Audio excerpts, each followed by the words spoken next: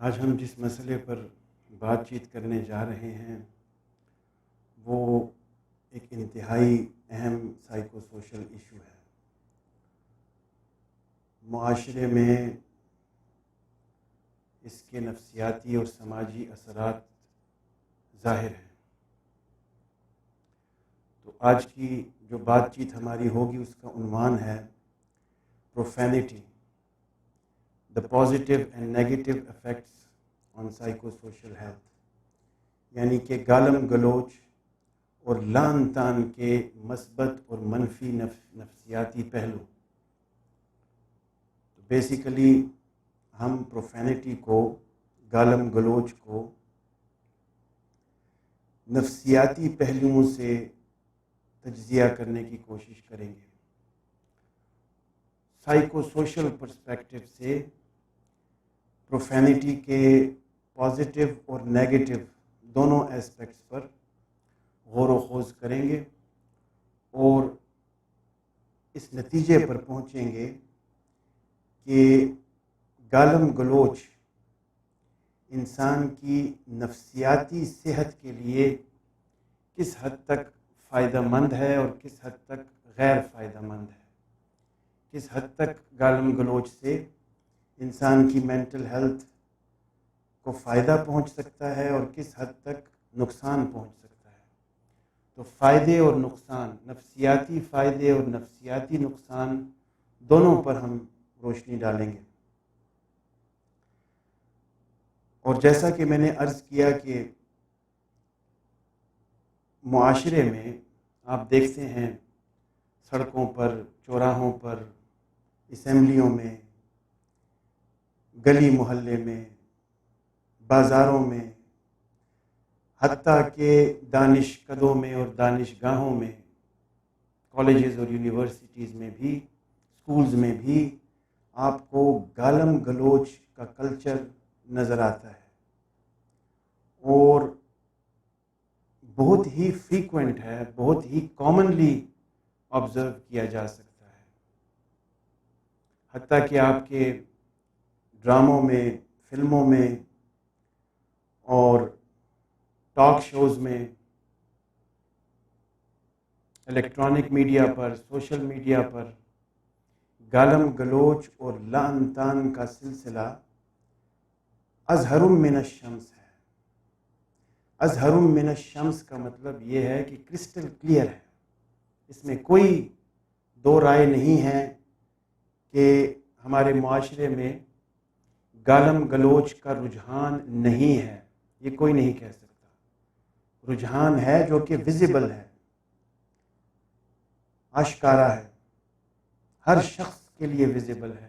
ایسا کوئی شخص بھی نہیں جو یہ کہہ سکے کہ میں نے اپنی زندگی میں گالم گلوچ نہیں سنی یا ایسا کوئی ایکسپیرینس نہیں کیا جس میں کہ مجھے گالم گلوچ، لعن طعن سننے کا موقع ملا ہو۔ تو ہر شخص اس ایکسپیرینس سے گزر رہا ہے، ایک سوشل فرسٹریشن ہے اور ساتھ میں سیکچول فرسٹریشن بھی ہے اور ساتھ میں کلچر بھی بنتا جا رہا ہے۔ تو لہٰذا آج کی نشست میں ہماری کوشش یہ ہوگی کہ ہم سائیکولوجیکل اور سائیکو سوشل پرسپیکٹو میں رہتے ہوئے مینٹل ہیلتھ کے ضمن میں، کلینکل سائیکالوجی کے پرسپیکٹو میں رہتے ہوئے گالم گلوچ کے مینٹل ہیلتھ کے لیے جو ہارمز ہیں، جو نقصانات ہیں، ان پر بھی بات کریں گے، اور جو اس میں پوشیدہ کیتھارٹک افیکٹس ہیں، ایموشنل کیتھارسس سے related psychotherapeutic cathartic effects, ان پر بھی ہم بات چیت کریں گے اور ایک نتیجے پر انشاءاللہ پہنچیں گے۔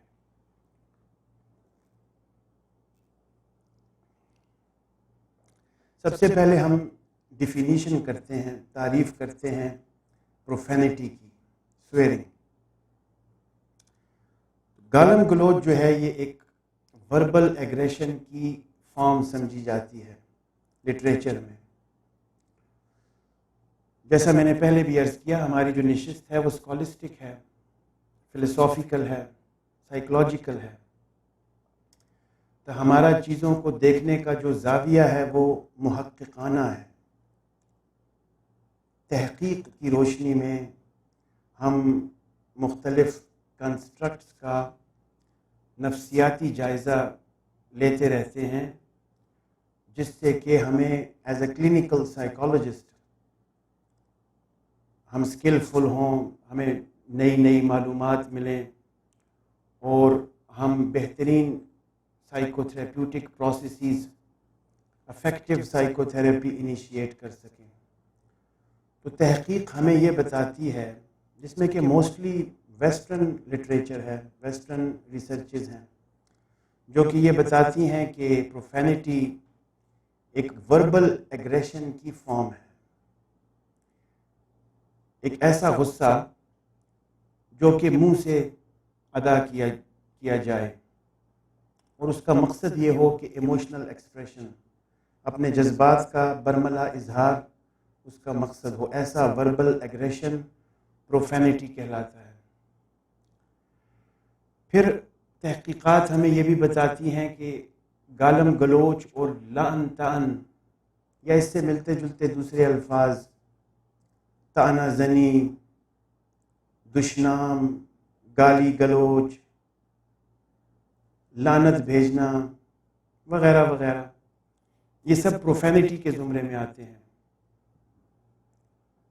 تو یہ کلچر سپیسیفک الفاظ ہوتے ہیں، کلچر سپیسیفک ٹیبو ورڈز ہوتے ہیں، جو کہ اکثر اوقات بیس کرتے ہیں یا تو سیکچول ریفرنسز پہ، جنسی طور پر اخلاق سے گرے ہوئے الفاظ جن کا مادہ جنسیت ہے، یعنی باڈی پارٹس، سیکشول آرگنز کو استعمال کر کے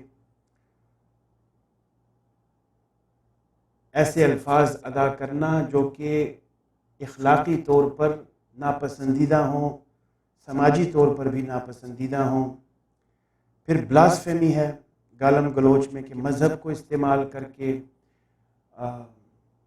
حرمت والی شخصیتوں کو اور حرمت والی جگہوں کا استعمال کر کے ایسے الفاظ ادا کیے جائیں جو دوسرے سننے والے کے لیے نفسیاتی ہارم کا باعث ہوں، اس کو مشتعل کریں. تو سیکس کے اوپر بھی الفاظ بن سکتے ہیں اور مذہب پہ بھی الفاظ بن سکتے ہیں، اور ایتھنک اور ریشل ایسپیکٹس پر بھی الفاظ بن سکتے ہیں. یعنی کسی کی ایتھنیسٹی کو لے کے، جس طرح آپ اپنے معاشرے میں دیکھتے ہیں فلانا کیا ہے، جو لاہا ہے، فلانے کی ذات یہ ہے، فلانا نیچی ذات کا ہے، کمین ہے، وغیرہ وغیرہ. بہت سی ذات پات کی بنیاد پر ایک دوسرے کی توہین عمل میں آتی ہے، جو گالی گلوچ کے زمرے میں آتی ہے. پھر اس ذات کو بنیاد بنا کر ایسے الفاظ ادا کیے جاتے ہیں جو پروفینٹی کے زمرے میں آتے ہیں. اسی طرح سے ریس کو بنیاد بنا کر، رنگت کو بنیاد بنا کر، کالا گورا، خوبصورت بدصورت، بہت سے ایسے الفاظ گالیوں کا روپ دھارتے ہیں جو کہ اخلاقی طور پر بھی نازیبا ہوتے ہیں اور سماجی طور پر بھی ناپسندیدہ سمجھے جاتے ہیں.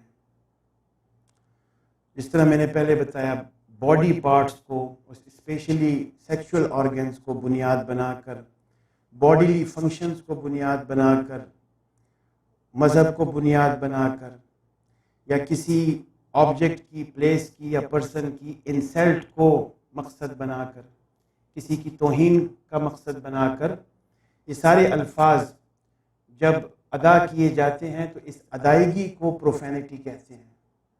گالم گلوچ، لعن طعن، یعنی کہ یہ ایک بیہیویئر ہے سوشلی ان اپروپریٹ اور ان ایکسیپٹیبل. بہت سی سوسائٹیز میں اس کو ایکسیپٹ نہیں کیا جاتا، موسٹلی میجورٹی اس کو برا سمجھتی ہے. تو چونکہ میجورٹی برا سمجھتی ہے لہٰذا یہ ایک برا بیہیویئر سمجھا جاتا ہے سمجھنے کی حد تک.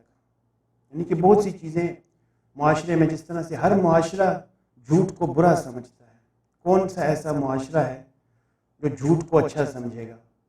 لیکن کیا کوئی معاشرہ جھوٹ سے پاک ہے؟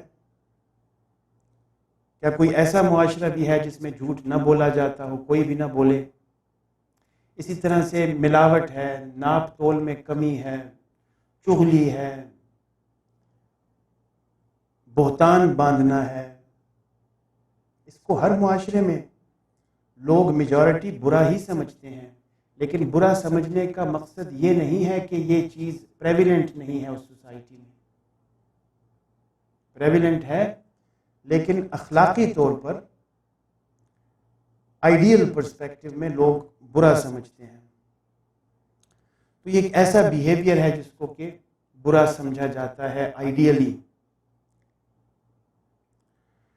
پھر اس کی تعریف میں ایک اور تشریح یہ ہے کہ بہت سی گالی گلوچ کی اقسام اور الفاظ ایسے بھی ہوتے ہیں جو کہ انسلٹنگ نہیں تصور کیے جاتے، تفنن کے لیے، تفریح طبع کے لیے، فن کے لیے، ہنسی مزاح کے لیے استعمال کیے جاتے ہیں معاشروں میں، اور رائج العام ہوتے ہیں، ان کی انٹینسٹی انتہائی لائٹ ہوتی ہے اور لوگ ان سے انسلٹڈ فیل نہیں کرتے۔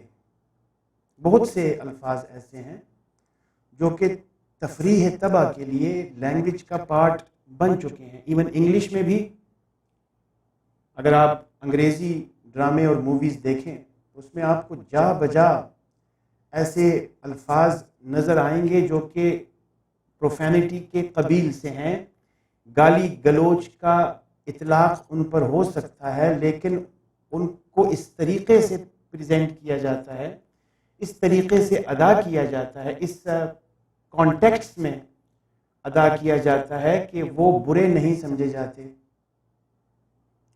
اور سننے والا، دیکھنے والا سب یہی سمجھتے ہیں کہ یہ مذاق ہو رہا ہے، یہ توہین نہیں ہو رہی۔ تو مزاح کے پرسپیکٹو میں بھی گالم گلوچ کو لیا جاتا ہے۔ تو اس کی جو انٹرپریٹیشن ہے، یعنی کہ ایک آبجیکٹ ہے اس میں اور ایک سبجیکٹ ہے، ایک گالی دینے والا ہے اور ایک سننے والا ہے۔ تو جو دینے والا ہے وہ آبجیکٹ ہے، ایکٹیو اسپیکر ہے، اور جو سننے والا ہے وہ سبجیکٹ ہے، وکٹم ہے، سروائیور ہے، ریسیور ہے۔ تو یہ ڈیپینڈ کرتا ہے ریسیور کی پرسیپشن پہ۔ اگر تو ریسیور جس کو گالی دی جا رہی ہے، اگر وہ اس کو اپنی توہین سبجیکٹو پرسپیکٹو میں سمجھتا ہے اپنے علم کے مطابق، تو ہر شخص کی پرسیپشن دوسرے سے مختلف ہے۔ میں اکثر کہتا رہتا ہوں یہی حق ہے اور یہی سائنس ہے۔ سائنس یہ ہے کہ ہر شخص کی پرسیپشن دوسرے سے مختلف ہے۔ کن بنیادوں پر مختلف ہے؟ اپنی میموری کی بنیاد پر، اپنی بیلیفز کی بنیاد پر، اپنی نالج کی بنیاد پر، اپنے پاسٹ ایکسپیرینسز کی بنیاد پر ہر شخص دوسرے سے ڈیفرنٹلی پرسیو کرتا ہے۔ تو جیسا کہ ایک دفعہ پہلے بھی میں نے ایک نشست میں عرض کیا تھا کہ الفاظ سیم ٹو سیم ویسے ہی ہوں، اور وہی الفاظ اگر آپ اپنے کسی جگری یار سے بولیں، کسی قریبی دوست سے بولیں، اور وہی الفاظ آپ کسی اجنبی سے بولیں، تو دونوں کے رسپانسز میں زمین آسمان کا فرق ہوگا۔ کیوں ہوگا؟ کیونکہ کانٹیکسٹ چینجڈ ہے، پیرایا چینجڈ ہے، پس منظر چینجڈ ہے۔ تو گالم گلوچ کی افادیت، اس کی شدت، اس کی انٹینسٹی، اس کی افیکٹونیس، چاہے وہ پازیٹیو افیکٹونیس ہے چاہے نیگیٹو افیکٹونیس ہے، اس کی افیکٹونیس میں جو اس کا بیک گراؤنڈ ہے، جو پس منظر ہے، اس کا انتہائی قابل ذکر کردار ہے۔ گالی کو جب انٹرپریٹ کیا جائے گا تو اس کے پس منظر کو لازمی دیکھا جائے گا۔ اچھا، پھر آپ یہ بھی سمجھیے کہ پروفینٹی لینگویج کا ایک اسٹیبلشڈ پارٹ ہے۔ جتنی بھی زبانیں دنیا میں بولی جاتی ہیں، ہر زبان میں گالم گلوچ اس زبان کا ایک انتہائی مرکزی اور اہم حصہ سمجھا جاتا ہے۔ اس کی اپنی گرامیٹیکل سٹرکچرز ہوتے ہیں۔ تو جو زباندان ہیں وہ بھی اسٹرکچرل پرسپیکٹو میں گالم گلوچ کو اسٹڈی کرتے ہیں، اس پر ریسرچ کرتے ہیں اور اپنی خدمات پیش کرتے ہیں۔ تو اس تعریف کے بعد اب ہم اگلی چیز یہ دیکھتے ہیں کہ اس گالم گلوچ کے مقاصد کیا ہوتے ہیں، لوگ کیا حاصل کرنا چاہتے ہیں، شعوری یا لاشعوری طور پر گالم گلوچ سے کیا فائدے اور کیا نقصانات حاصل کیے جا سکتے ہیں، اس کے مقاصد کیا ہیں۔ اس کا جو سب سے بڑا مقصد ہے، ایک انتہائی اہم مقصد گالی دینے کا، وہ اپنے جذبات کا اظہار ہے، اور وہ جذبات عمومی طور پر نیگیٹو ایموشنز، نیگیٹو فیلنگز پر مبنی ہوتے ہیں، جیسے کہ غصہ ہے، فرسٹریشن ہے، سٹریس ہے، اریٹیشن ہے۔ تو موسٹلی نیگیٹو فیلنگز اور نیگیٹو ایموشنز کا ایکسپریشن بنیادی مقصد ہوتا ہے گالی گلوچ کا، لیکن یہ واحد مقصد نہیں ہے۔ ابھی آپ جیسا کہ دیکھ رہے ہیں ایک لمبی لسٹ ہے گالی دینے پر جو تحقیقات سائنسدانوں نے کی ہیں، انہوں نے بہت سے کاژل فیکٹرز، مقاصد، اغراض و مقاصد بتائے ہیں کہ انسان گالی کیوں دیتا ہے۔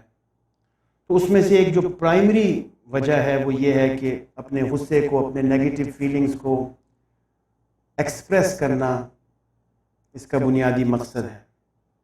اس کے بعد کچھ پازیٹیو ایموشنز کو ایکسپریس کرنا بھی گالی دینے کے سلسلے میں رائج ہے، جیسے کہ مذاق کرتے وقت اپنی جوائے فلنس کو، اپنی خوشی کو، اپنی چیئر فلنس کو، اپنی یوتھ فلنس کو، یعنی جب انسان کسی کلوز سرکٹ میں، کلوز گروپ میں، دوستوں میں گالی دیتا ہے تو اس کا ایک مقصد یہ ہوتا ہے کہ میں بھی اپنی چیئر فلنس کو ایکسپوز کروں، ایکسپریس کروں، اور دوسرے بھی میری گالی سن کر محظوظ ہوں، دوسرے بھی چیئر فل ہوں۔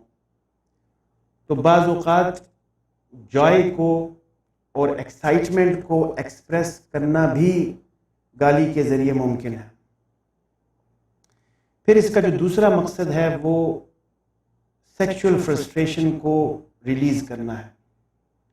یہ ایک لاشعوری مقصد ہے، اس پر بہت سیر حاصل گفتگو کی جا سکتی ہے، لیکن میری کوشش یہی ہے کہ میں اس کو مختصر سے مختصر رکھوں، آسان الفاظ میں، ورنہ اس کے پیچھے پوری پھر سائیکو انالیٹیکل پرسپیکٹو ایکسپلین کرنا پڑے گا، سگمنڈ فرائڈ کی تھیوریز کہ سیکشول فرسٹریشن اور سیکشول سبلیمیشن کیسے ہے گالی گلوچ، تو اس کا آج محل نہیں ہے۔ بہرحال آسان الفاظ میں آپ کو یہ بتائے دیتا ہوں، اور ایون فرائڈ سے ہٹ کر میسلو کی بھی جو تھیوری ہے، ہائرارکی آف نیڈز، وہ بھی یہاں لاگو ہوتی ہے۔ لب لباب یہ ہے دونوں تھیوریز کا اس پرسپیکٹو میں کہ جس شخص کی بنیادی جنسی ضروریات اور خواہشات نامکمل رہ جاتی ہیں، ناتمام رہ جاتی ہیں، وہ اپنی ان جنسی خواہشات اور ضروریات کے اظہار کے لیے لاشعوری طور پر گالم گلوچ کا سہارا لیتا ہے۔ ایکشن کا ری ایکشن ہے، ایک سپریشن کا ایکسپوجر ہے، ریپریشن کا ایکسپوجر ہے، سبلیمیشن کا ایکسپوجر ہے۔ اچھا، اور دوسری طرف بعض اوقات سیکشل سٹیمولیشن کے لیے بھی، یعنی کہ جنسی مزے کے حصول کے لیے بھی گالم گلوچ کی جاتی ہے۔ جس طرح میں نے پہلے تعریف میں بتایا کہ گالم گلوچ کے دوران استعمال ہونے والے جو الفاظ ہیں وہ شہوانیت پر اور جنسیت پر بھی مبنی ہوتے ہیں، باڈی پارٹس پر بھی مبنی ہوتے ہیں، باڈی فنکشنز پر بھی مبنی ہوتے ہیں۔ تو بعض اوقات جنسی مزے کے لیے، شہوانی مزے کے اور لذت کے حصول کے لیے بھی گالم گلوچ کی جاتی ہے۔ اچھا، ایک اور مقصد گالم گلوچ کا یہ ہوتا ہے کہ کلوز سرکل میں، دوستوں میں، فرینک لوگوں میں، ایک فرینک سوشل گروپ میں بیٹھ کر اگر ایک شخص گالی دیتا ہے تو دوسرا بھی ساتھ اس لیے شامل ہوتا ہے اور گالی دیتا ہے تاکہ ایک سوشل ہارمنی قائم ہو سکے، گروپ اسٹرینتھن ہو سکے، گروپ ڈائنامکس بہتر ہو سکیں، دوسرے لوگوں کو پتہ چل سکے کہ میں بھی اسی گروپ کا ایک پارٹ ہوں، میری ذہنیت بھی ویسی ہی ہے جیسی آپ لوگوں کی ہے۔ تو اس گروپ کی ڈیولپمنٹ میں، اس گروپ کی اسٹرینتھننگ میں، اس گروپ کی کلوزنس میں پھر یہ گالی گلوچ اپنا کردار ادا کرتی ہے۔ لوگ سمجھتے ہیں کہ ہم ایک دوسرے سے انتہائی زیادہ بے تکلف ہیں، کلوز ہیں۔ تو ایسے گروپس میں جب انسان گالی دیتا ہے یا سنتا ہے اور سن کر برداشت کرتا ہے تو اس سے ایک سوشل ہارمنی کا اظہار ہوتا ہے۔ جس طرح سے کہ اسی قسم کی محافل میں آپ دیکھتے ہیں کہ لوگ جوکس بولتے ہیں جو کہ موسٹلی سیکشول کانٹینٹ پر مبنی ہوتے ہیں، ایک دوسرے کو لطیفے سناتے ہیں اور سیکس ٹاکس کرتے ہیں، یعنی کہ جن کو عام اصطلاح میں ہم گندی باتیں کہتے ہیں۔ پاک و ہند میں جن باتوں کو گندی باتیں کہا جاتا ہے وہ مزاح کے طور پر، وقت گزاری کے لیے، تفنن طبع کے لیے محافل میں لوگ اس لیے کرتے ہیں تاکہ انجوائمنٹ ہو اور ایکسائٹمنٹ ہو۔ اس کے بعد گالی دینے کا ایک نفسیاتی مقصد یہ بھی ہو سکتا ہے کہ ایک انسان اس لیے گالی دے کہ وہ فزیکل وائلنس کو اوائڈ کرنا چاہتا ہو، یعنی کسی پر غصہ آیا تو بجائے اس کے کہ اس کا سر پھوڑ دے، پتھر مار دے اس کو یا گولی مار دے، بجائے اس کے کہ ایک شدید ترین اظہار کرے تو گالی کو ایک کم تر اظہار سمجھ کر کیا جاتا ہے۔ چلو مجھے غصہ آیا اس شخص پر، بجائے اس کے کہ میں اس کو گولی مار دوں، لہٰذا بہتر یہ ہے کہ اس کو گالی دے کر ہی اپنے جذبات کی تسکین عمل میں لاؤں۔ تو بعض اوقات فزیکل وائلنس کو روکنے کے لیے بھی لاشعوری طور پر لوگ گالم گلوچ کا سہارا لیتے ہیں۔ پھر پین کے فیئر کو اوائڈ کرنے کے لیے، یعنی دو اشخاص میں تو تکار ہو رہی ہے، ایک بحث و مباحثہ ہو رہا ہے، کوئی ڈائلاگ ہو رہا ہے جس میں کہ نوبت اختلاف کی اس حد تک بڑھ گئی ہے کہ اب ایک شخص کو لاشعوری طور پر یہ لگتا ہے کہ اب اگر میں نے اپنے جذبات کا ایبرپٹ ایکسپریشن، برملا اظہار ایگریسولی نہ کیا تو بعد میں گھر جا کر مجھے سٹریس ہوگی، میں سبکی محسوس کروں گا، میری تذلیل محسوس کروں گا، لہٰذا مجھے موقع پر ہی اس کو دو چار کھری کھری سنا دینی چاہیے تاکہ مجھے فیوچر میں جو سائیکولوجیکل سٹریس ہوگی وہ نہ ہو سکے، گھر جا کر میں فخر سے یہ کہہ سکوں کہ میں بھی سنا کے آیا ہوں۔ یہ ہے نفسیات۔ اچھا، پھر کسی کو پروووک کرنے کے لیے، غصہ دلانے کے لیے، انٹینشنلی کسی کو غصہ دلانے کے لیے بھی گالم گلوچ کا سہارا لیا جاتا ہے۔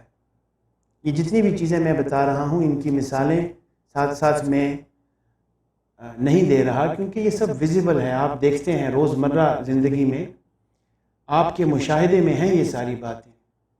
تو کسی کو پرووک کرنے کے لیے بھی گالم گلوچ کی جاتی ہے، کسی کو اٹریکٹ کرنے کے لیے، کسی کی توجہ اپنی جانب مبذول کروانے کے لیے بھی گالی دی جاتی ہے۔ پاکستان کے دیہاتوں میں یہ کامن پریکٹس ہے کہ آپ گزر رہے ہیں پگڈنڈی پر سے اور کسی کو دیکھ کر آپ نے اس کو آواز دے کر بلانا ہے، تو اگر گالی گلوچ کا سہارا لیں گے تو چانسز زیادہ ہوں گے اس شخص کے رپلائی کرنے کے، اٹریکٹ ہوگا آپ کی طرف۔ اچھا، پھر دوسرے لوگوں کے اوپر اپنی برتری ثابت کرنے کے لیے بھی گالم گلوچ کا سہارا لیا جاتا ہے۔ جو انسان گالی دے رہا ہے وہ یہ ثابت کرنا چاہتا ہے اس شخص پر جس کو کہ وہ گالی دے رہا ہے کہ میں تم سے زیادہ برتر اور طاقتور ہوں، ڈومیننٹ ہوں، سوشلی میرا روب اور میرا مرتبہ، میرا قد کاٹ تم سے زیادہ ہے، میں تمہیں گالی دے سکتا ہوں۔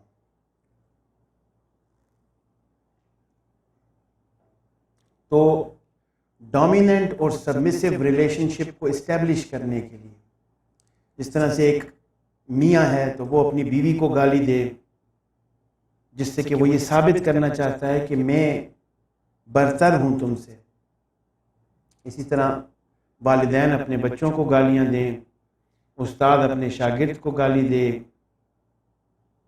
ایک باس اپنے ماتحت کو گالی دے، اس کا مقصد یہ ہوتا ہے کہ میں تم سے زیادہ سوشلی ڈومیننٹ ہوں، اپنی اوقات میں آ جاؤ، اپنی چادر دیکھ کر پاؤں پھیلاؤ اور اپنے جثے سے، جسد خاکی سے باہر مت نکلو، اپنے جامے سے باہر آنے کی کوشش نہ کرو، اپنے جامے میں ہی سمٹے رہو۔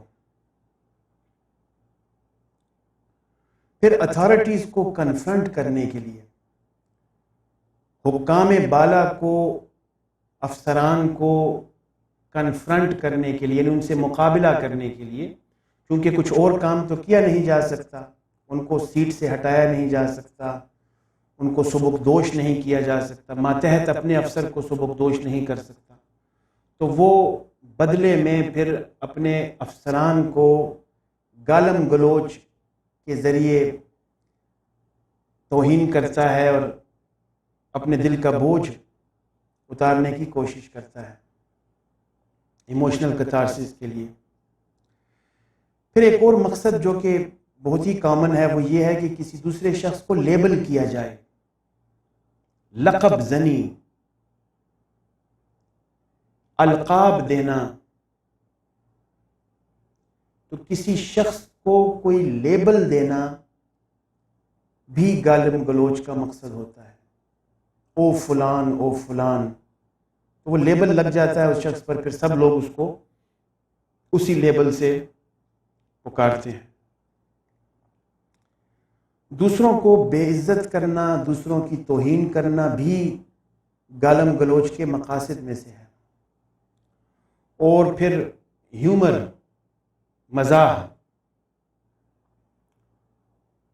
بھی گالم گلوچ کا ایک مقصد ہو سکتا ہے، کامیڈی میں بھی۔ اب آپ یہ دیکھ رہے ہیں کہ جو کامیڈین گالی گلوچ کریں اگر سٹیج پر، تھیٹر میں یا موویز میں، کوئی آپ کامیڈی مووی دیکھ رہے ہیں اور اس میں گالیاں سن رہے ہیں، تو آپ پر اس کا نیگیٹو اثر اس لیے نہیں ہوتا چونکہ آپ جانتے ہیں پس منظر کو، کہ پس منظر یہ ہے ہی انجوائمنٹ کے لیے ہے، یہ اس کا مقصد توہین نہیں ہے، اس کا مقصد انجوائمنٹ ہے۔ تو جس طرح پہلے بھی میں نے عرض کیا کہ اصل شے جو ہے وہ اس کے پس منظر کو سمجھنا ہے کہ کس کانٹیکسٹ میں گالی دی جا رہی ہے اور کس کانٹیکسٹ میں سنی جا رہی ہے۔ اس کانٹیکسٹ کو سمجھنا یہ ڈٹرمن کرے گا کہ اس گالی کا نفسیاتی اثر مثبت ہوگا یا منفی ہوگا۔ تو گالی گلوچ کے، پروفینٹی کے سائیکولوجیکل افیکٹس کو سمجھنے کے لیے اور ان کا تجزیہ کرنے کے لیے اس کا پس منظر جاننا بہت ضروری ہے۔ اس کے بعد ایک پاکستانی اسٹڈی ہے میری، جس کا بھی میں آپ کو حوالہ دیے دیتا ہوں۔ 613 لوگوں پر، جن میں کہ مرد اور عورتیں، شادی شدہ اور غیر شادی شدہ سب شامل تھے، 613 افراد، ان پر ایک تحقیق کی گئی پاکستان میں، جس سے کہ یہ پتہ چلا کہ پاکستانیوں کی گفتگو میں 38.84%، یعنی آلموسٹ 39% پارٹ پروفینٹی سے ریلیٹڈ ہوتا ہے۔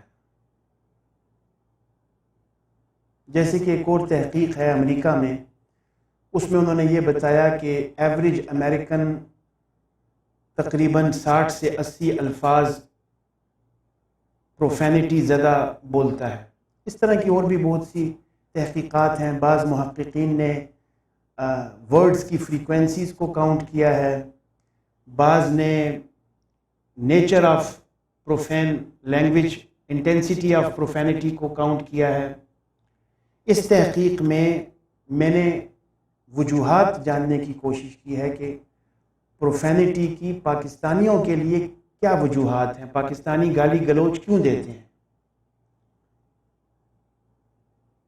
گالی گلوچ کرنے سے پاکستانیوں کا مقصد کیا ہے۔ تو مقاصد میں گالی گلوچ دینے کا ایک مقصد ہیپینس ہے پاکستانیوں کے لیے، خوش ہونا، اور اس مقصد کی جو انٹینسٹی ہے، جو انوالومنٹ ہے، وہ 34.25% ہے۔ اس کا مطلب یہ نہیں ہے کہ 34.25 لوگ پاکستانی گالیاں دیتے ہیں، یہ مطلب نہیں ہے اس کا۔ اس پرسنٹیج کو سمجھنے کی کوشش کیجیے۔ اس کا مقصد یہ ہے کہ جو گالی دینے کے آبجیکٹیوز ہیں پاکستانیوں کے، اس میں اگر ہر آبجیکٹیو کو شامل کیا جائے تو کس حد تک وہ آبجیکٹیو پاکستانی پرسپیکٹیو میں پورا ہو رہا ہے۔ تو ہیپینس 34.25% پوری ہو رہی ہے گالی کے اغراض و مقاصد میں، یعنی 100% وجہ نہیں ہے لوگوں کی کہ وہ لوگ ہمیشہ خوشی کے لیے ہی گالی دیتے ہیں۔ ہیپینس کا جو رول ہے، یہ آپ سمجھیے کہ وہ 34.25% ہے۔ یہ رول پہ بات ہو رہی ہے۔ ڈفرینٹ آبجیکٹیوز ہیں، ہر آبجیکٹیو کا رول کتنا ہے۔ تو اگر ہر آبجیکٹیو 100 تک اپنا رول پلے کر سکتا ہے، اور پھر اس کا اگر ہم ایک پائی چارٹ بنائیں تو یہ جو فگرز ہیں یہ مزید بہتر طریقے سے بھی پیش کیے جا سکتے ہیں۔ بتانے کا مقصد یہ ہے کہ پاکستانیوں کے نزدیک گالم گلوچ کے کیا مقاصد ہیں۔ تو وہ مقاصد ہیں ہیپینس، ایگریشن، سب سے زیادہ مقصد جو ہے وہ ایگریشن ہے، غصے کا اظہار، پھر سیکشول فرسٹریشن، پھر ریونج، بدلہ لینا، پھر اٹینشن سیکنگ، پھر تھرل سیکنگ کے لیے بھی لوگ گالم گلوچ کرتے ہیں، ایموشنل سیٹسفیکشن کے لیے کرتے ہیں، فزیکل فائٹس کو اوائڈ کرنے کے لیے۔ یہ انتہائی کامن ہے پاکستانی معاشرے میں۔ فزیکل فائٹس کو اوائڈ کرنے کی خاطر گالم گلوچ کا سہارا لینا انتہائی کامن ہے۔ اور ویسے بھی بنیادی نفسیات بھی یہی کہتی ہے کہ گالی دیتا ہی وہ شخص ہے جو فزیکل فائٹ کرنے کی پوزیشن میں نہیں ہے۔ جو بھونکتے ہیں وہ کاٹتے نہیں ہیں۔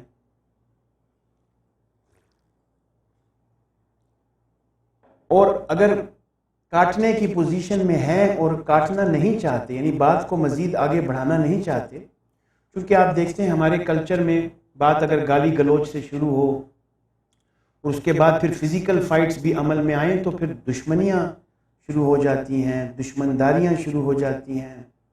بہت سے دیہاتوں میں اور قبائل میں، قبائلی علاقوں میں اور دیہاتوں میں بھی، پنجاب میں بھی، کے پی میں بھی، بلوچستان میں بھی، سندھ میں بھی، اردو سپیکنگ لوگوں میں بھی دشمنداریاں چلتی ہیں۔ تو جو دشمنداری کو، اینیمیٹی کو اوائڈ کرنے کے لیے، بات کو نہ بڑھانے کے لیے بھی گالی گلوچ کا سہارا لیا جاتا ہے۔ اچھا، دوسری بڑے مزے کی چیز یہ ہے کنورزیشنل ہیبٹ، جو کہ خصوصاً ایڈولیسنٹس میں اور نوجوانوں میں پائی جاتی ہے، لڑکے لڑکیوں دونوں میں، لڑکیوں کی اور عورتوں کی بات بھی میں آگے چل کر کروں گا۔ تو لوگوں کی گفتگو کا ایک یہ نارمل پیٹرن ہے، خصوصاً نوجوانوں کا، کہ وہ ہر جملے میں، ہر دوسرے جملے میں ایک آدھ گالی جھاڑ دیتے ہیں، اور اس کا مقصد جو میں نے پہلے بھی بتایا کہ سوشل ہارمنی ہے یا ایکسائٹمنٹ ہے، چیئرفلنس ہے، اس کا مقصد انسلٹ کرنا نہیں ہے۔ تو یہ ایک گفتگو کا ایک پیرایا ہے، ایک گفتگو کا طریقہ ہے، خصوصاً نوجوانوں میں۔ اسی طرح سے ڈومیننس کے لیے بھی گالی دی جاتی ہے، ایموشنل اممیچورٹی کی وجہ سے بھی لوگ گالی گلوچ کرتے ہیں، اور پاور سیکنگ کے لیے بھی گالی گلوچ پاکستان میں عمل میں آتی ہے۔ اس کے بعد اسی اسٹڈی کا ایک کمپیریزن ہے جینڈر بیسڈ، مردوں اور عورتوں کے درمیان اگر تقابلی جائزہ کیا جائے تو یہ پتہ چلتا ہے کہ پاکستانی مرد پاکستانی عورتوں سے خاطر خواہ حد تک زیادہ گالم گلوچ کرتے ہیں۔ اس میں سگنیفیکنٹ ڈفرینسز ہیں۔ خواتین گالی گلوچ کم کرتی ہیں پاکستان میں، اور مرد جو ہیں وہ انتہائی زیادہ، اگر ان کو خواتین سے کمپیئر کیا جائے تو مرد گالی گلوچ میں زیادہ انوالو پائے جاتے ہیں پاکستانی کانٹیکسٹ میں۔ اس میں جو انٹرنیشنل سٹڈیز ہیں ان میں سے میجورٹی ہمیں یہی بتاتی ہے کہ پوری دنیا میں مرد عورتوں سے زیادہ گالم گلوچ میں انوالوڈ ہیں، لیکن یہ جو سٹڈیز ہیں یہ موسٹلی 90s کی ہیں۔ جتنی بھی سٹڈیز یہ کہہ رہی ہیں کہ مرد زیادہ گالم گلوچ میں انوالوڈ ہیں ویسٹرن کلچرز میں، وہ سٹڈیز آج سے کم از کم 20 سال پرانی ہیں۔ کچھ نئی تحقیقات یہ بھی بتاتی ہیں کہ اب مغربی معاشرے میں مردوں اور عورتوں کے گالی دینے کے بیہیویئر میں کوئی خاص فرق نہیں رہا، کیونکہ خواتین بھی ڈومیننٹ ہوتی جا رہی ہیں، مردوں کے شانہ بشانہ ہر واک آف لائف میں انوالوڈ ہیں۔ لہٰذا نئی جو جدید تحقیقات ہیں سوشل سائنسز میں، وہ یہ بتاتی ہیں کہ مغربی معاشروں میں اب کوئی خاص فرق نہیں رہا۔ حتیٰ کہ ایک تحقیق ایسی بھی میری نظر سے گزری ہے جس میں کہ محقق نے عورتوں کو مردوں سے زیادہ گالی دیتے ہوئے پایا ہے، ایک ایسی تحقیق بھی موجود ہے۔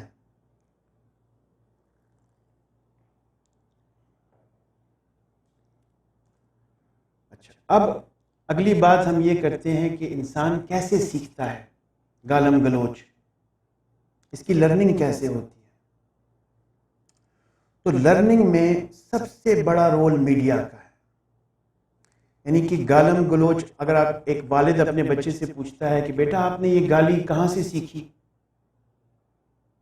یہ آپ کو کس نے سکھائی، اتنی گندی زبان، اتنے غیر اخلاقی جملے، یہ میں نے تو آپ کو نہیں سکھائے، یہ آپ نے کہاں سے سیکھے؟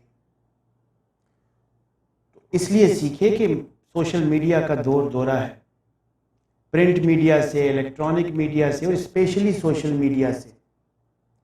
سوشل میڈیا ایک انتہائی زبردست سورس ہے لوگوں کو گالم گلوچ سکھانے کا۔ یعنی ایک بچہ جب پیدا ہوتا ہے تو اس کو تو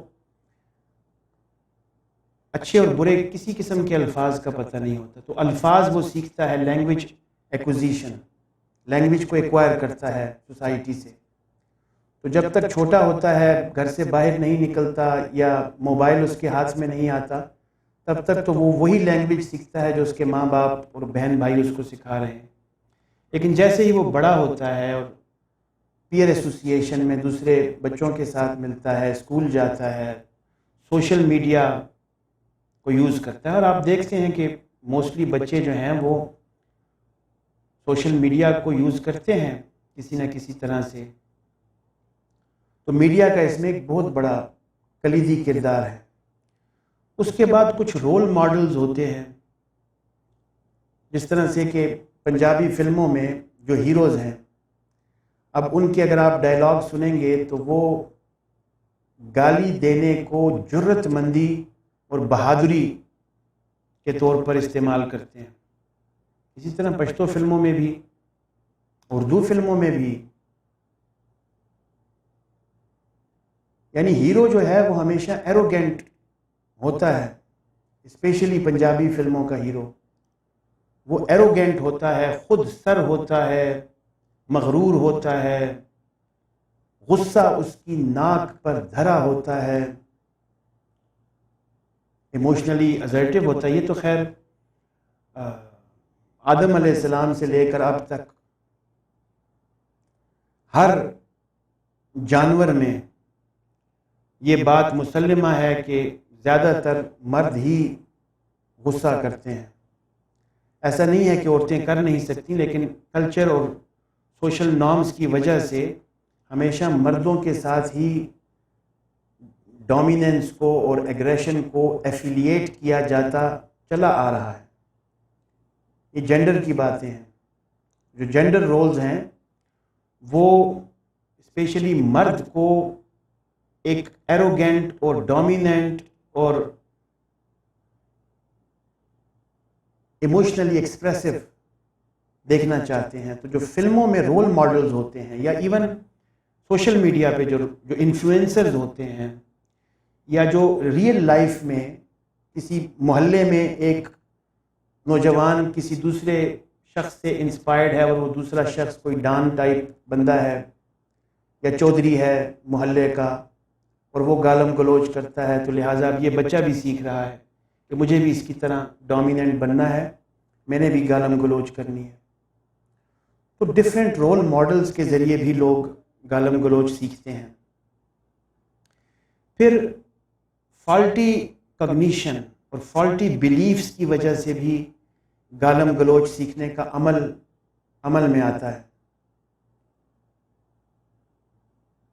جس طرح سے کہ سوشل گروپس میں اب یہ ایک بلیف ہے کہ نوجوانوں میں مثال کے طور پر یہ ایک بلیف ہے کہ جو شخص چیئرفل نہیں ہے، وربلی ایکسپریسو نہیں ہے، تو وہ گروپ کا پارٹ نہیں ہے اور یوتھفل نہیں ہے۔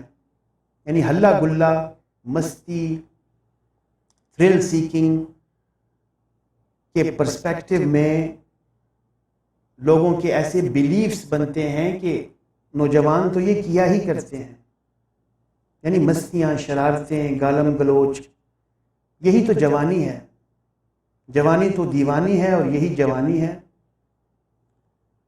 تو لوگ ایکسیپٹ کر لیتے ہیں، بیلیفز بنا لیتے ہیں اپنے کہ اس میں کوئی ایسا نئی بات نہیں ہے۔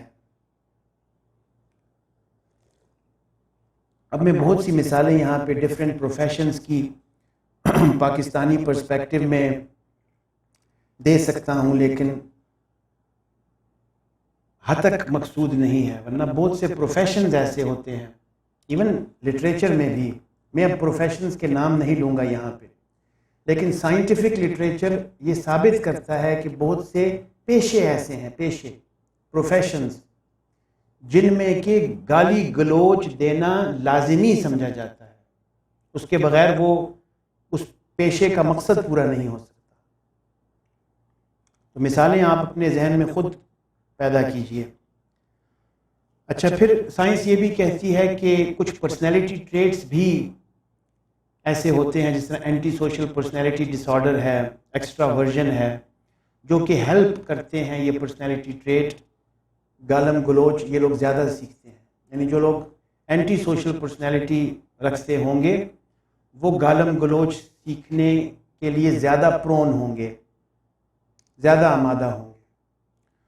تو یہ کچھ لرننگ سے ریلیٹڈ چیزیں تھیں. اب ہم اپنی جو آج کی گفتگو ہے اس کا جو مقصد ہے بنیادی وہ یہ ہے کہ نفسیاتی طور پر ہم گالم گلوچ کے مثبت اور منفی پہلوؤں کو اجاگر کریں اور یہ دیکھیں کہ اس میں پروز اور کونز کتنے ہیں، اس کے نفسیاتی صحت پر کیا مثبت اور منفی اثرات پڑ سکتے ہیں. تو اس سلسلے میں سب سے پہلے بایولوجیکل افیکٹس کو بھی دیکھ لینا چاہیے. اور سائنٹیفک سٹڈیز یہ ثابت کرتی ہیں کہ گالی دینے کے اور گالی سننے کے دونوں کے بایولوجیکل افیکٹس یعنی جسمانی افیکٹس بھی ہوتے ہیں. اس سلسلے میں پہلے بھی شاید میں نے ایک دفعہ ایک واقعہ سنانے کی کوشش کی تھی آپ کو.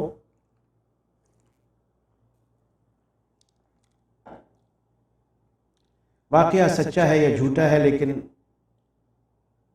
واقعہ سبق آموز ہے اور ایسوسیٹڈ ہے ایویسینا سے، بو علی سینا سے، کہ بو علی سینا کسی مسجد میں تشریف رکھتے تھے اور اس مسجد کے جو واعظ تھے، مولوی صاحب تھے، وہ دم پر ارشاد فرما رہے تھے کہ اللہ کا کلام پڑھ کر اگر پانی پر دم کیا جائے تو اس سے امراض ختم ہو سکتے ہیں وغیرہ وغیرہ. تو دم کی افادیت پر حضرت واعظ ارشادات فرما رہے تھے جو کہ بو علی سینا سے، چونکہ وہ ایک سائنٹسٹ تھے بو علی سینا اور ڈاکٹر بھی تھے، میڈیکل ڈاکٹر تھے. ان کی جو کتاب ہے قانون فی الطب، کینن آف میڈیسن، وہ لندن کے میڈیکل کالج میں 600-700 سال تک بحیثیت ایک فارمل کورس ورک پڑھائی جاتی رہی ہے اور اس میں باقاعدہ ایک سائیکیٹری کا چیپٹر بھی ہے. بیکٹیریا کو انہوں نے ڈسکور کیا اور بہت سی سرجیکل چیزوں کو ایویسینا نے ڈسکور کیا. تو ایویسینا ہنسنے لگے محفل میں، اسی مسجد میں بیٹھے بیٹھے. تو مولوی صاحب نے دیکھا اور انہوں نے پہچان لیا مولوی صاحب نے کہ یہ نہیں مان رہا اس بات کو اور تفنن کے طور پر، ہیومر کے طور پر لے رہا ہے، دل سے تسلیم نہیں کر رہا. تو مولوی صاحب نے استفسار کیا ابو علی سینا سے کہ آپ بتائیے کیوں آپ اختلاف رکھتے ہیں اس بات سے جو میں کر رہا ہوں. تو ابو علی سینا نے کہا جی ہاں میں اختلاف رکھتا ہوں. تو اس پر مولوی صاحب، اب واقعہ چاہے سچا ہے چاہے جھوٹا ہے، واقعے میں یہ ہے کہ اس پر مولوی صاحب نے ابو علی سینا کو 2-4 گالیاں سنا دیں موقع پر، اور ابو علی سینا کا چہرہ سرخ ہو گیا، بال کھڑے ہو گئے، غصے میں آ گئے، طیش میں آ گئے. تو مولوی صاحب نے ابو علی سینا کو یہ کہا کہ جس طرح میرے منہ سے نکلے ہوئے کچھ الفاظ جو کہ حقیقت میں تو الفاظ ہی تھے، کمیونیکیشن تھی نا، ان الفاظ سے آپ کی بایولوجیکل چینجز ملاحظہ فرمائیے کہ آپ کا فشار خون تیز ہو چلا ہے، آپ کے چہرے کا رنگ متغیر ہو چلا ہے،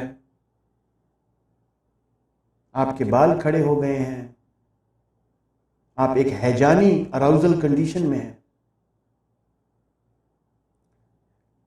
یہ جو بایولوجیکل افیکٹس آپ کو نظر آ رہے ہیں، فاسٹر ہارٹ بیٹ، یہ اسٹیبلشڈ ہیں. یعنی سائنس نے اسٹیبلش کر رکھا ہے کہ گالی گلوچ دینے سے اور اسپیشلی ریسیو کرنے سے ہارٹ بیٹ فاسٹ ہوتی ہے، دل کی دھڑکن تیز ہوتی ہے، سانس پھولتی ہے، انسان بلش کرتا ہے، چہرے کا رنگ متغیر ہوتا ہے اور ہیجانی کیفیت طاری ہوتی ہے انسان پر. اور جلد پر بھی اس کے اثرات، جس طرح میں نے کہا بال کھڑے ہو جاتے ہیں، جلد پر بھی اثرات پڑتے ہیں اور پیشاب اور پاخانہ بھی ڈسٹرب ہوتا ہے۔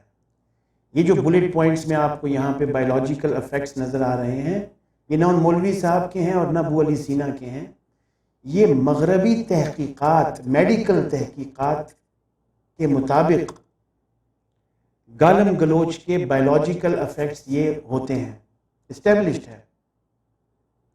تو پھر ابو علی سینا نے سمجھا ہوگا واقعے میں کہ ہاں بندہ ٹھیک کہہ رہا ہے، کمیونیکیشن اپنا اثر رکھتی ہے۔ تو اگر ایک انسان کے منہ سے نکلی ہوئی کمیونیکیشن اپنا اثر رکھتی ہے تو اللہ کا کلام تو اس سے زیادہ پھر اثر رکھتا ہے۔ کنکلوژن یہ تھی اس واقعے کی۔ بہرحال بایولوجیکل افیکٹس بھی اسٹیبلشڈ ہیں گالم گلوچ کے۔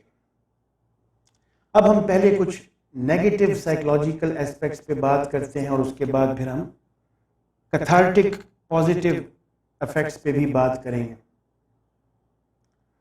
تو گالم گلوچ کے منفی پہلو کیا ہو سکتے ہیں؟ اس میں کچھ چیزوں کو سمجھنا بہت ضروری ہے بڑے دھیان سے، کہ اس میں دو اشخاص یا دو پارٹیز انوالوڈ ہیں، ایک گالی دینے والا شخص یا گروہ اور دوسرا گالی سننے والا شخص یا گروہ۔ ٹھیک ہو گیا؟ دو انٹیٹیز، دو اشخاص اس میں انوالوڈ ہیں۔ اب دونوں کے لیے پازیٹیو اور نیگیٹو ایسپیکٹس ڈفرینٹلی ڈسکس ہوں گے، ایک جیسے نہیں ہیں۔ پازیٹیو ایفیکٹس بھی اس ایکٹیو اور پیسو ہم کہہ لیتے ہیں نا، ایک بندہ ایکٹیو ہے یا گروپ ایکٹیو ہے اور دوسرا پیسو ہے، تو ایکٹیو اور پیسو کو بیس بنا کر ہم سمجھنے کی کوشش کرتے ہیں۔ تو ایکٹیو پرسن کے لیے پازیٹیو افیکٹس اور نیگیٹو افیکٹس ڈفرینٹ ہیں، اور پیسو پرسن کے لیے پازیٹیو افیکٹس اور نیگیٹو افیکٹس ڈفرینٹ ہیں۔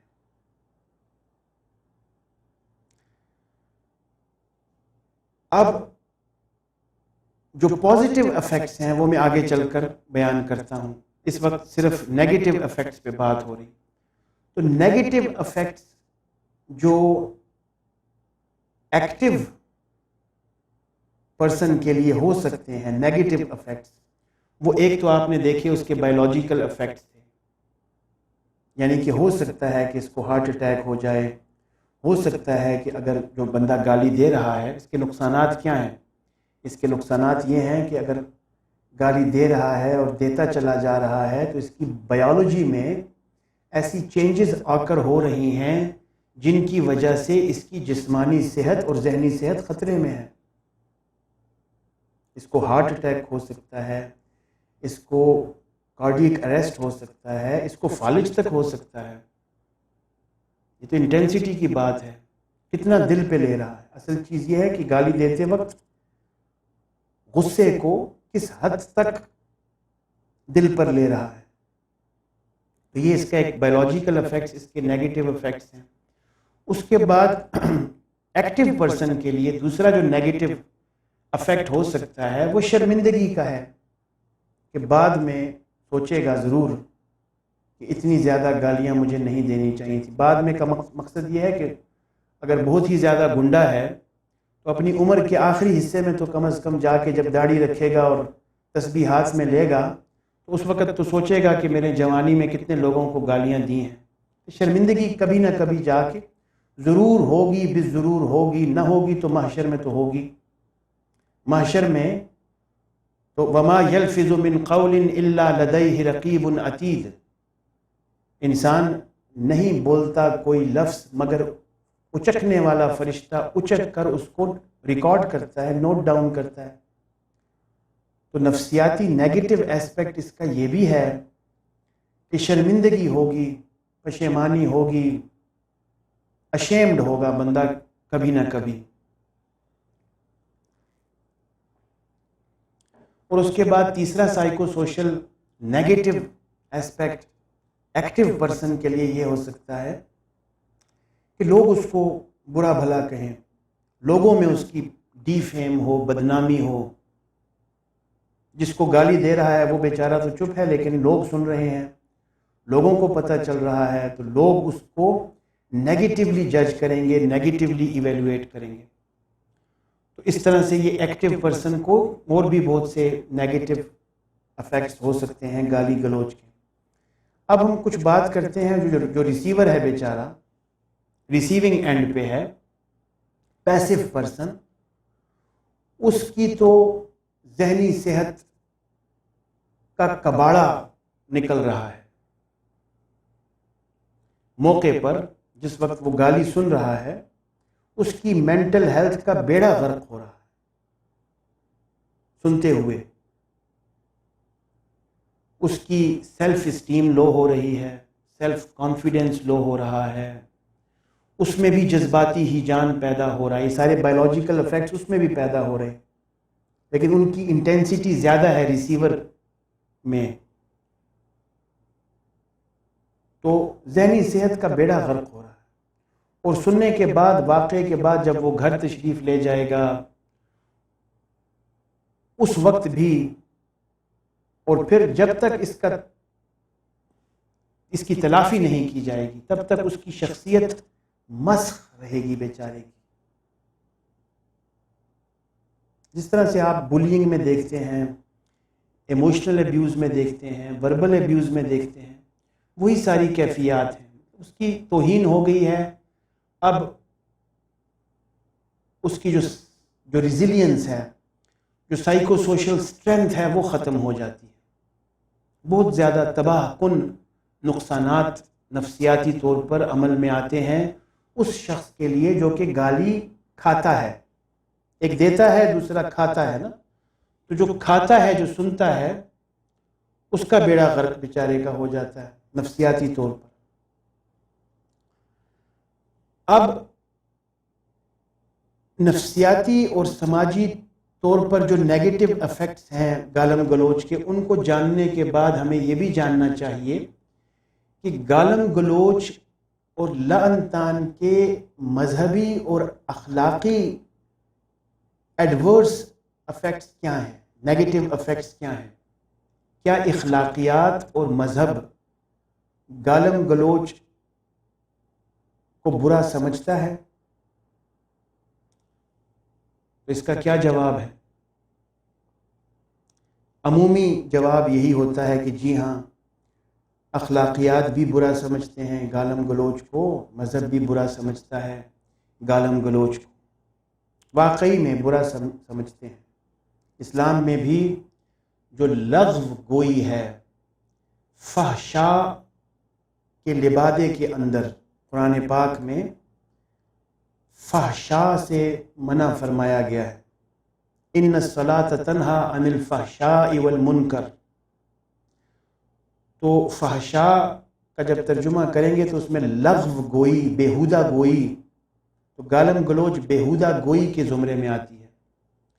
تو قرآن پاک سے بھی، اور پھر احادیث سے بھی، اور پھر بزرگان دین، صحابہ اور سب کے اقوال سے یہی پتہ چلے گا کہ گالم گلوچ ایک اچھی چیز نہیں ہے.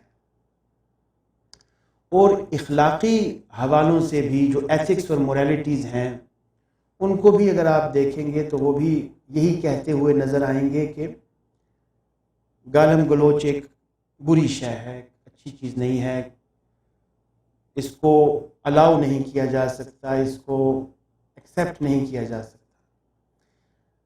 اب یہاں پر کچھ دقیق قسم کے نکات ہیں جو کہ آپ کو سمجھنے ضروری ہیں. وہ اگر نہیں سمجھیں گے تو پھر آپ آج کے بعد ہر گالی دینے والے شخص کو برا بھلا کہیں گے اور سوشلی اسٹگمیٹائزڈ کریں گے، جیسا آپ لوگ کرتے ہیں. اس شخص کے لیے ہیومن رائٹس نہیں سامنے آتے جو کہ گالی گلوچ کرتا ہے. اکثر آپ لوگوں کو یہ کہتے ہوئے سنتے ہیں کہ گالی گلوچ تو کسی بھی کنڈیشن میں جائز نہیں ہے. آپ کو جتنا بھی مرضی غصہ آ جائے، اخلاقیات اور مذہب آپ کو یہ اجازت نہیں دیتا کہ آپ گالی گلوچ پر اتر آئیں. یعنی بات چیت کرتے رہیں لیکن گالی گلوچ پر نہ اتریں، چاہے جتنا بھی شدید غصہ آپ کو کیوں نہ آئے، چاہے موضوع کتنا ہی اختلافی کیوں نہ ہو۔ اکثر سنتے ہیں آپ لوگوں کو، جو ایجوکیٹڈ لوگ ہیں اور جو سول سوسائٹی ہے، وہ یہی کہتے ہوئے نظر آتی ہے، ان کا کلیم یہ ہوتا ہے کہ چاہے کچھ بھی ہو جائے انسان کو گالی گلوچ سے پرہیز فرمانی چاہیے۔ تو اچھی بات ہے، ضرور فرمانی چاہیے، لیکن اس میں کچھ دقیق قسم کے نکات مضمر ہیں جو میں بتانا چاہتا ہوں۔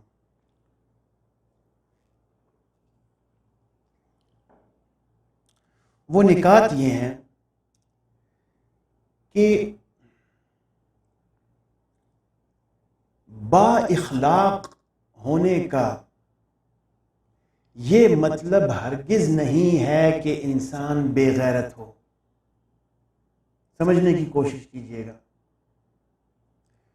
با اخلاق ہونے کا یہ مطلب ہرگز نہیں ہے کہ انسان بے غیرت بھی ہو جائے اور اس کو غصہ ہی نہ آئے، ایسا محال ہے۔ یعنی ایک فیکٹ میں آپ کے سامنے یہ رکھ رہا ہوں، ایک فیکٹ ہے، بایولوجیکل فیکٹ بھی ہے اور سائیکولوجیکل فیکٹ بھی ہے اور مذہبی فیکٹ بھی ہے۔ فَأَلْهَمَهَا فُجُورَهَا وَتَقْوَاهَا، انسان کی جو برائی اور بھلائی ہے، جو برائی اور بھلائی کی طرف میلانات ہیں، وہ اللہ تعالیٰ نے انسان کے پیدا کرنے سے پہلے اس کے نفس میں رکھ دیے ہیں۔ انسان کو جلد باز پیدا کیا گیا ہے، اور غصہ جو ہے اس میں شیطان کا ایک کلیدی کردار ہے، اور دنیا آزمائش کے لیے بنی ہے۔ یہ ساری باتیں آپ سکون کلینکل ماڈل میں اکثر سنتے رہتے ہیں۔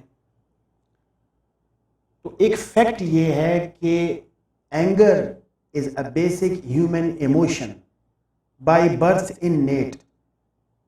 ایسا نہیں ہو سکتا کہ کسی شخص کو غصہ نہ آئے، ایسا محال ہے۔ انسان مشین نہیں ہے، انسان جذباتی انسان ہے، ایموشنل بینگ ہے، سوشل بینگ بھی ہے، اسپریچول بینگ بھی ہے، مینٹل بینگ بھی ہے، فزیکل بینگ بھی ہے۔ انسان کی ڈفرینٹ ڈائمینشنز ہیں۔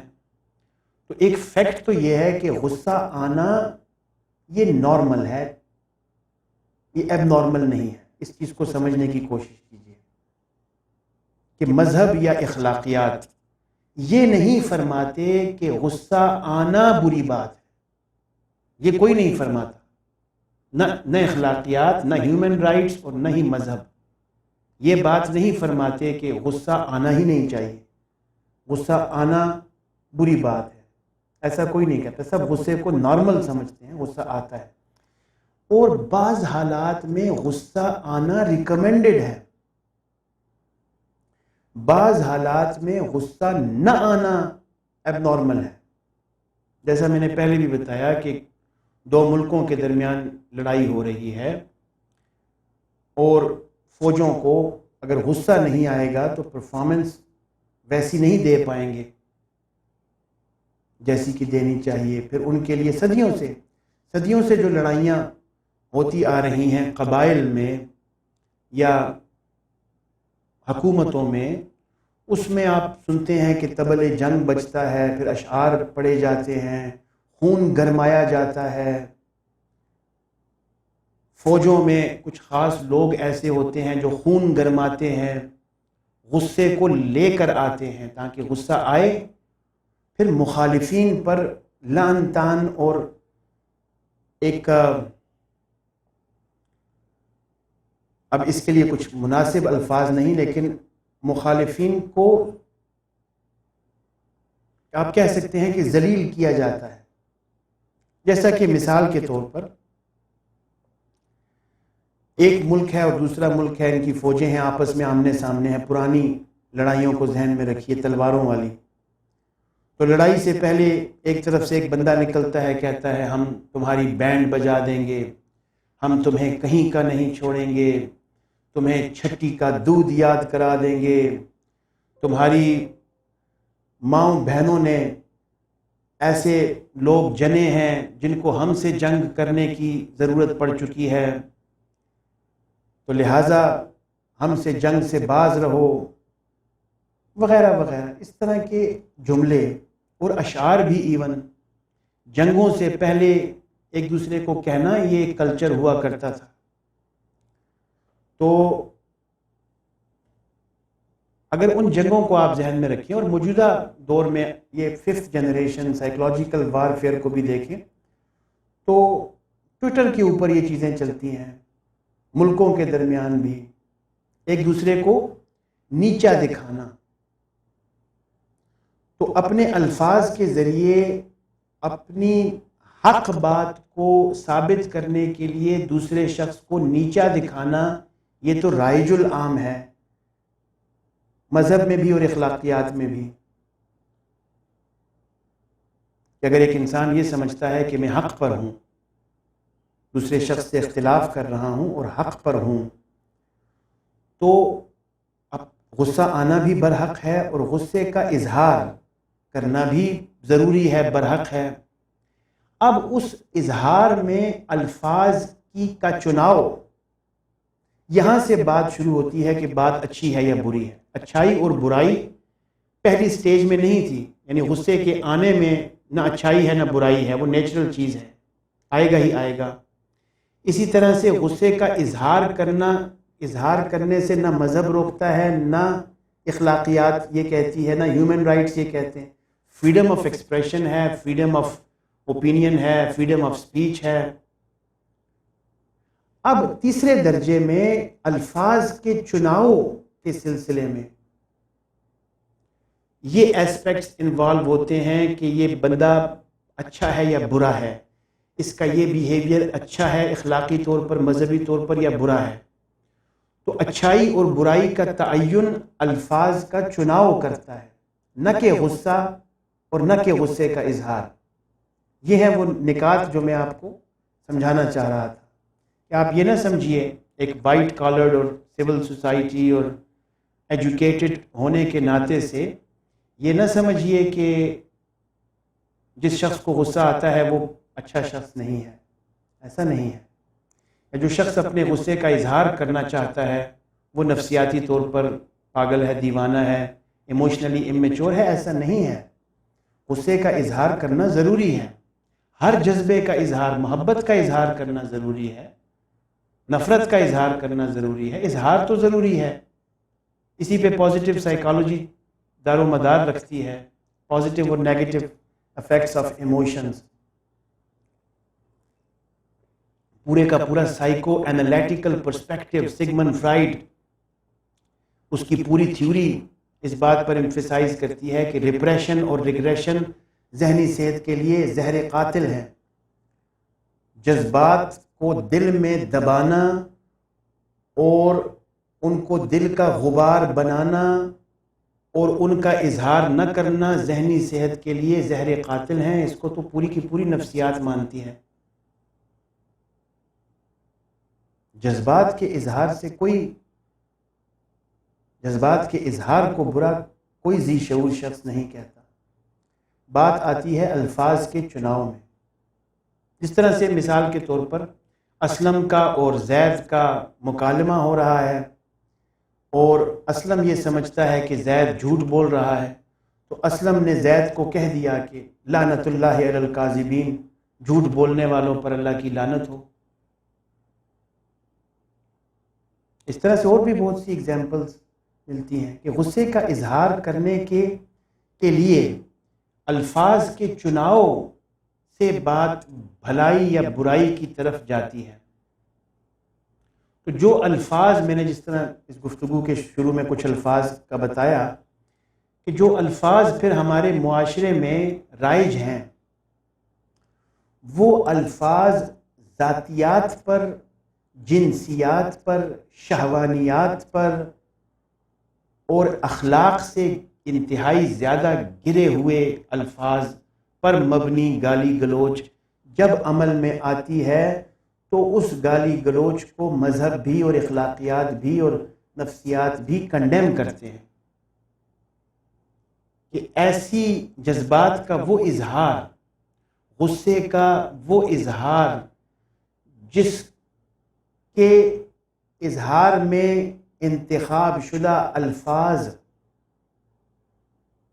ہیومن ویلیوز سے، ہیومنسٹک ویلیوز سے گرے ہوں، اخلاق باختہ ہوں، اس قسم کی گالی گلوچ کو برا سمجھا جاتا ہے ہر معاشرے میں۔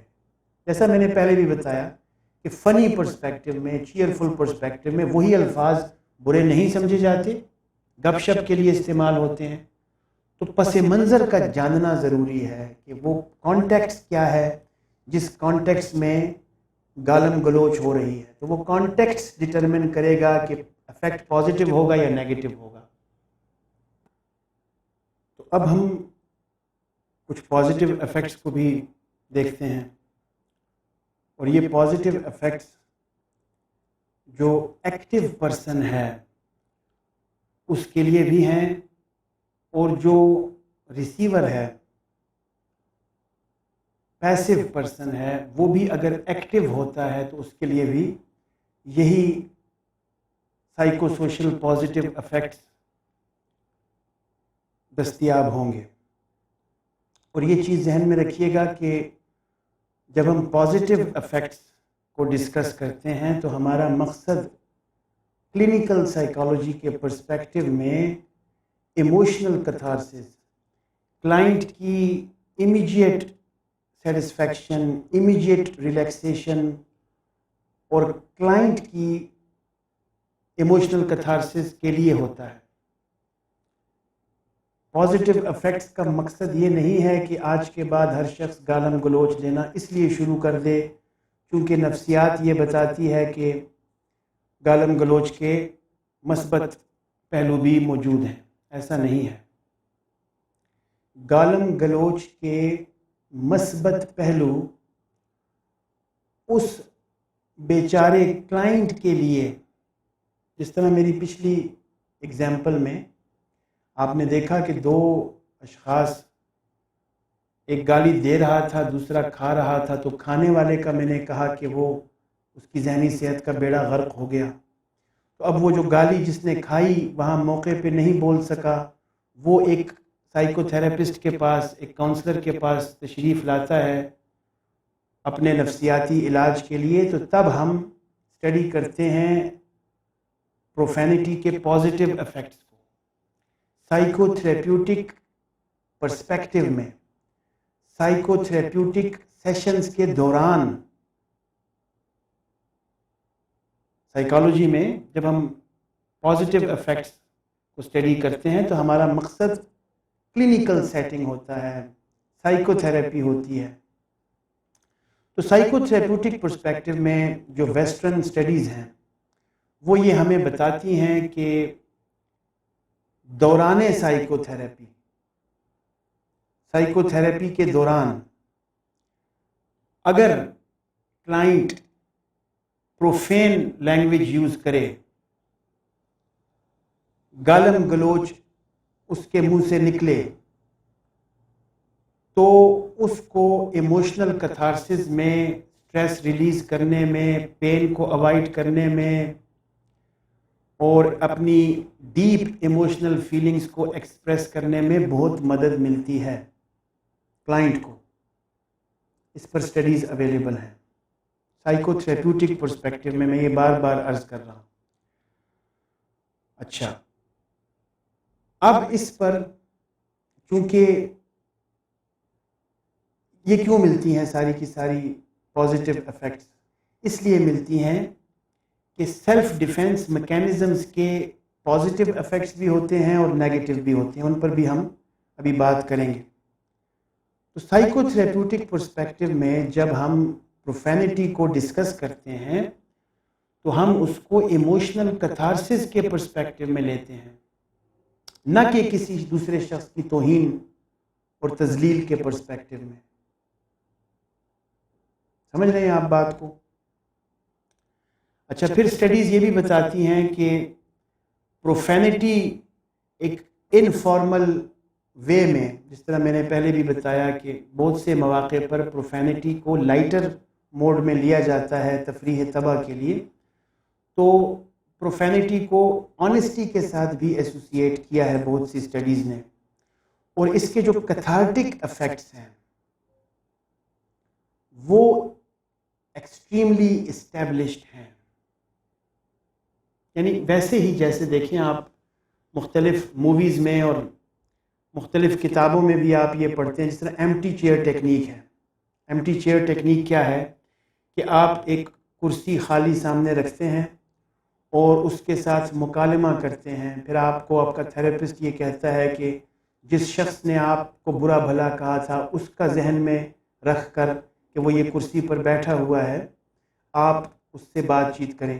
اب اس بات چیت کے دوران اگر وہ اس کو گالیاں دینے لگ جاتا ہے کلائنٹ ایمٹی چیئر کو، تو یہ اس کے ایموشنل کتھارسس کا باعث بنتا ہے، یہ اسٹیبلشڈ ہے. اسی طرح آپ دیکھتے ہیں موویز میں بھی کہ ایک شخص ہے، اس کو غصہ آیا ہوا ہے، وہ پہاڑ کی چوٹی پر چلا جاتا ہے اور وہاں جا کر چیختا ہے، چلاتا ہے، اپنے غصے کو نکالتا ہے، گالی گلوچ بھی کرتا ہے تنہائی میں. اسی طرح سے ایک دوسرا شخص ہے، وہ اس کو کسی نے برا بھلا کہا تو اس نے کاغذ پر کچھ گالم گلوچ لکھ کر اس شخص کے لیے، پھر اس کے بعد اس کو تلف کر دیا، جلا دیا. یہ جتنی بھی ٹیکنیکس ہیں، وائلڈینس تھراپی ہے، ایک نئی ابھرتی ہوئی سائیکو تھراپی جس میں انسان جنگل میں تشریف لے جاتا ہے اور وہاں پہ نیچرلی رہنے کی کوشش کرتا ہے.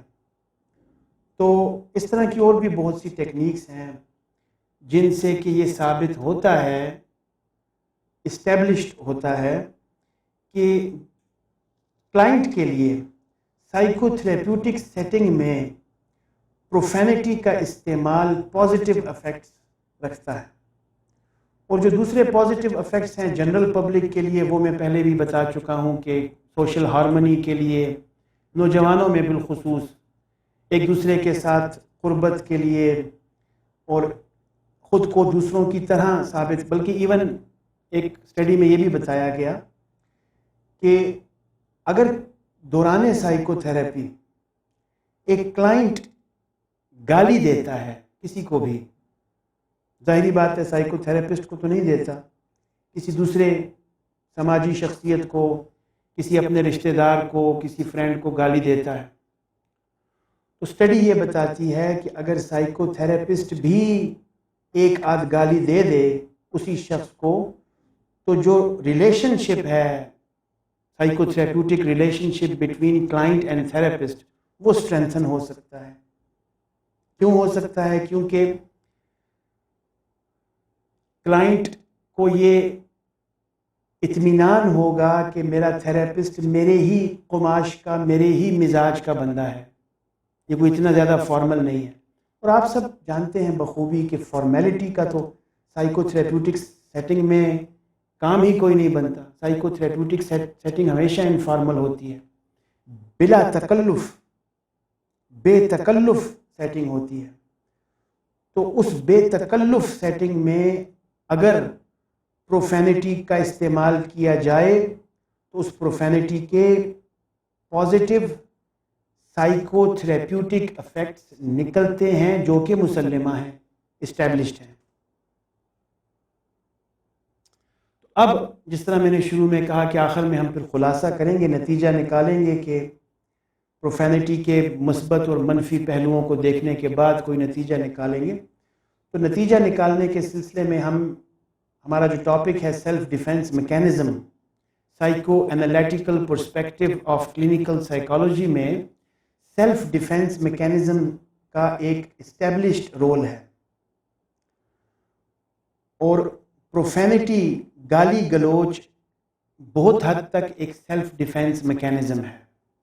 سائیکالوجی یہ سمجھتی ہے، یعنی کہ انسان نیگیٹو مینٹل کانسیکوینسز سے بچنے کے لیے، پین کو اوائڈ کرنے کے لیے، اپنی انسلٹ کو اوائڈ کرنے کے لیے، اپنی ڈومیننس کو ثابت کرنے کے لیے وغیرہ وغیرہ پروفینٹی کا سہارا لینا چاہتا ہے، جو کہ ایک سیلف ڈیفینس میکینزم ہے.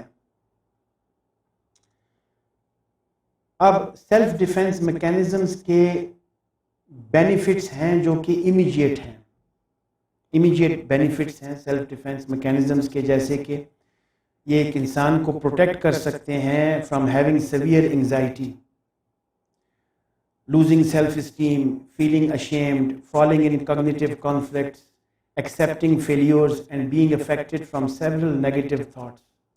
تو ان چیزوں سے انسان کو امیجیٹلی بچا لیتے ہیں. سیلف ڈیفینس میکینزم جتنے بھی ہیں، ڈینائل ہے، ری ایکشن فارمیشن ہے، سبلیمیشن ہے، ریپریشن ہے، ریگریشن ہے، جتنے بھی سیلف ڈیفینس میکینزمز ہیں وہ انسان کو ایڈورس مینٹل کانسیکوینس سے فوری طور پر تو بچا لیتے ہیں، نمبر 1. لیکن نمبر 2، اسٹڈیز یہ بھی بتاتی ہیں کہ ان سیلف ڈیفینس میکینزمز کے لانگ ٹرم ہارمز ہوتے ہیں بندے کی سائیکو سوشل ہیلتھ پر.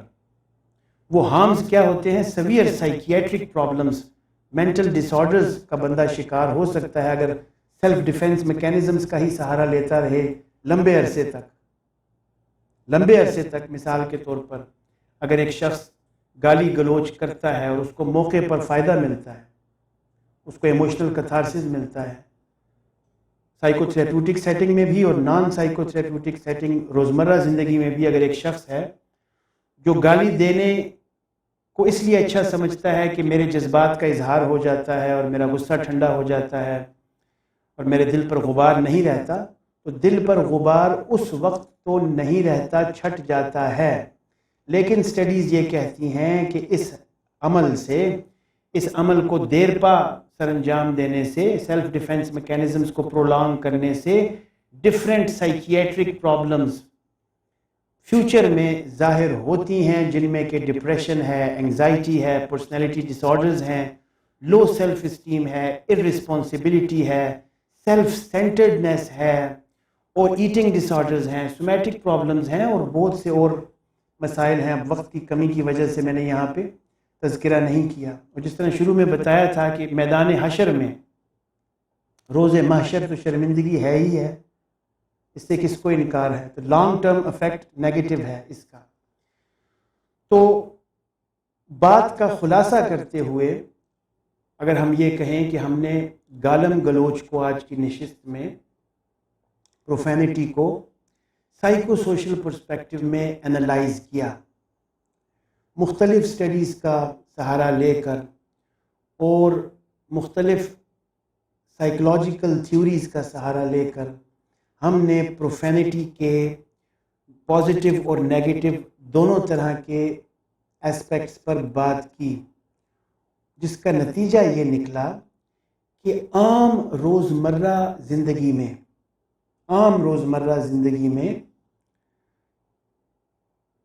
غصہ آنا ایک نارمل بات ہے. عام روزمرہ زندگی میں غصے کا اظہار کرنا ایک فائدہ مند عمل ہے، اور عام روزمرہ زندگی میں غصے کا اظہار کرتے وقت ایسے الفاظ کا چناؤ کرنے سے اجتناب کرنا چاہیے جو الفاظ مخالف کو تذلیل اور توہین کا احساس دلائیں. ایسے الفاظ جس سے مخالف یعنی کہ ایکٹیو پرسن کی تو ایموشنل کتھارسس ہو رہی ہو، اور وہ جو ریسیونگ اینڈ پہ ہے بیچارہ پیسو پرسن، اس کی نفسیاتی صحت تباہ کرنا مقصود نہیں ہے. تو غصے کے اظہار کو اس پیرائے میں اس طریقے سے بجا لایا جائے، اس کو روکنا بھی ممنوع ہے. نفسیات میں فریڈم آف ایکسپریشن اپنی جگہ پر برحق ہے، یہ ذہن میں رکھیے کہ اگر سپریس کرے گا، اگر میں سپریشن کا یا ریپریشن کا مشورہ دوں گا تو وہ مشورہ مینٹل ہیلتھ کے لیے نقصان دہ ہے. تو میں یہ مشورہ دوں گا کہ الفاظ کے چناؤ میں احتیاط ضروری ہے. ایسے الفاظ کا استعمال نہ کیا جائے جس سے کہ جو ریسیور ہے، جو پیسو پرسن ہے، اس کی نفسیاتی صحت تباہ ہونے کا خدشہ ہو. بہت سے اچھے طریقے ہو سکتے ہیں غصے کے اظہار کے لیے، بہت ہی اچھے طریقے ہو سکتے ہیں غصے کے اظہار کے لیے. کیا اچھے طریقے ہو سکتے ہیں؟